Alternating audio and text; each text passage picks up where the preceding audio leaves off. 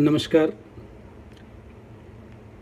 आज हम हिंदी साहित्य के इतिहास के अंतर्गत साठोत्तरी कविता की प्रमुख प्रवृत्तियों पर बात करेंगे। साठोत्तरी कविता की प्रमुख प्रवृत्तियां में हम निम्नलिखित बिंदुओं को रेखांकित कर सकते हैं। सबसे पहला बिंदु हम लेंगे प्रवृत्ति विश्लेषण, दूसरा रोमानी संस्कारों से मुक्ति, तीसरा मोह भंग, चौथा बिंदु जीवन से सीधा साक्षात्कार, अगला बिंदु अस्वीकारोक्ति, व्यंग्य, नई संवेदना, आक्रोश व विद्रोह भरा स्वर, राजनीति से लगाव और संघर्षरत भावना। सबसे पहला बिंदु साठोत्तरी कविता में जो मुख्य रूप से उभर करके आता है वो है प्रवृत्ति विश्लेषण।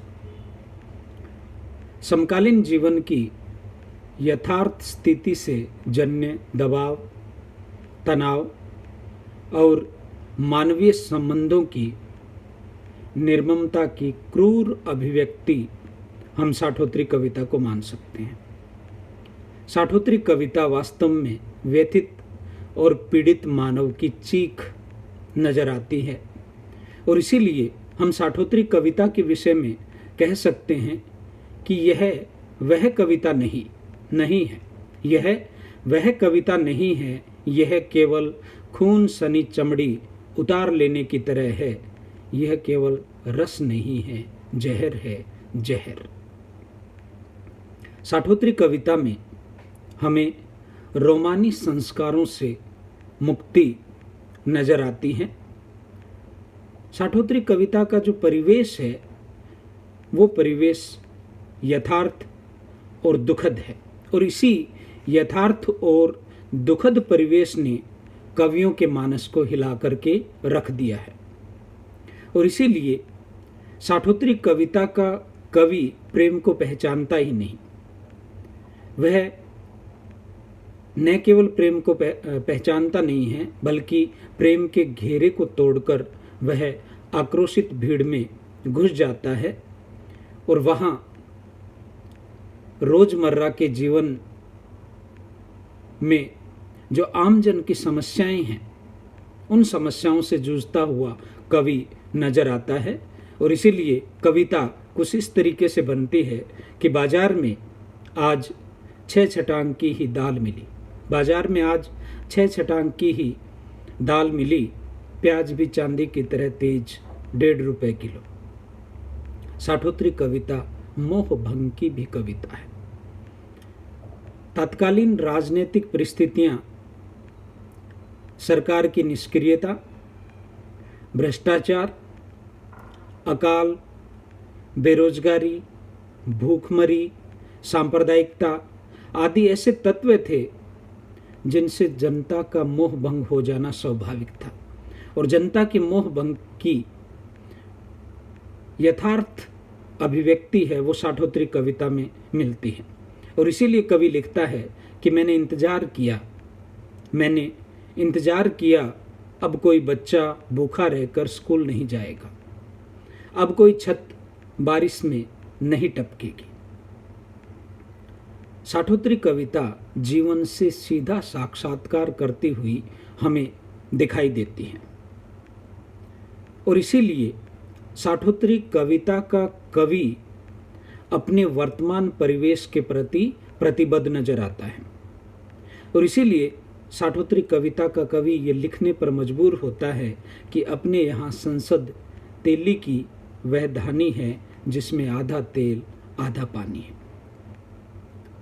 न केवल वो जीवन से सीधा साक्षात्कार करता है, जहाँ जहाँ उसे अस्वीकारोक्ति नजर आती है वह अपनी अस्वीकारोक्ति की अभिव्यक्ति भी करता है और खुलकर करता है।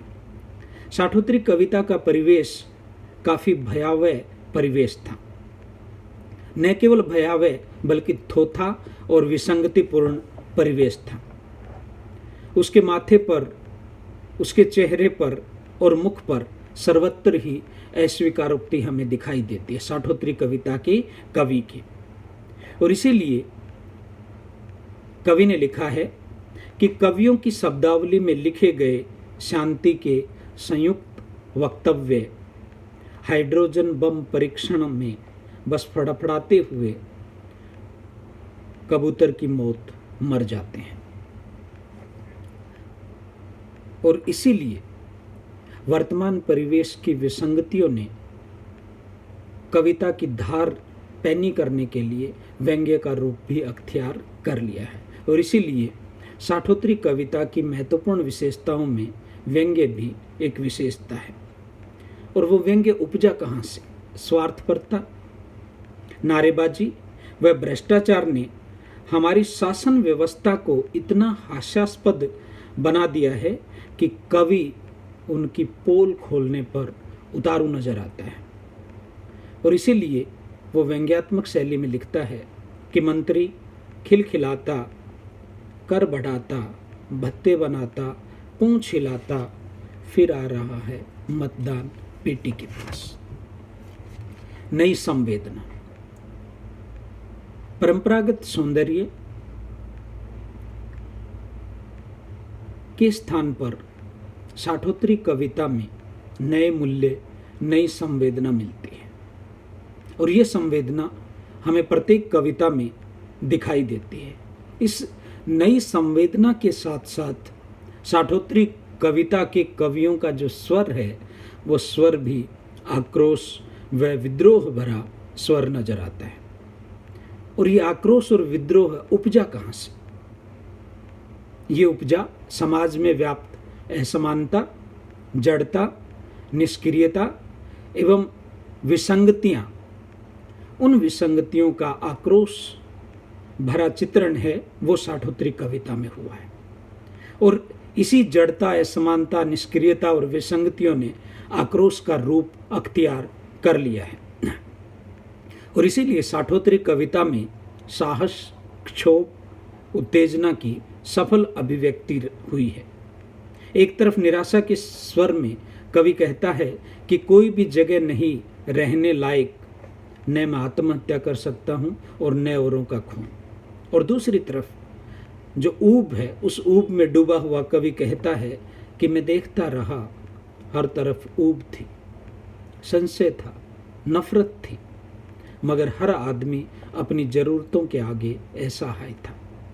उसमें सारी चीज़ों को नए सिरे से बदलने की बेचैनी थी, रोष था, लेकिन उसका गुस्सा एक तथ्यहीन मिश्रण आग, आंसू और हाय का। ये साठोत्तरी कविता का मूल स्वर है। साठोत्तरी कविता के कवियों को राजनीति से लगाव है, क्योंकि जितनी भी विसंगतियां हैं वो राजनीतिक परिदृश्य से उपजी हुई विसंगतियां हैं। और इसीलिए कवि व्यंग्यात्मक शैली में राजनीति पर प्रहार करता है कि दरअसल अपने यहाँ जनतंत्र एक ऐसा तमाशा है जिसकी जान मदारी की भाषा है। लेकिन इन सब के बावजूद साठोत्तरी कविता के भयावह परिवेश में भी कवि अपनी संघर्षरत भावना से पीछे नहीं होता। और इसीलिए कवि कहता है कि बांस के झुकने को मैं क्षमा नहीं कर सकता, बांस के झुकने को मैं क्षमा नहीं कर सकता, मुझ में नहीं उगेगा बांस। इसके अलावा साठोत्तरी कविता में सपाट बयानी, तनाव एवं संत्रास की अभिव्यक्ति भी हमें दिखाई देती है। लेकिन साठोत्तरी कविता ने हमारे शब्द के भंडार को नूतन शब्दों से भी भरा है। धन्यवाद।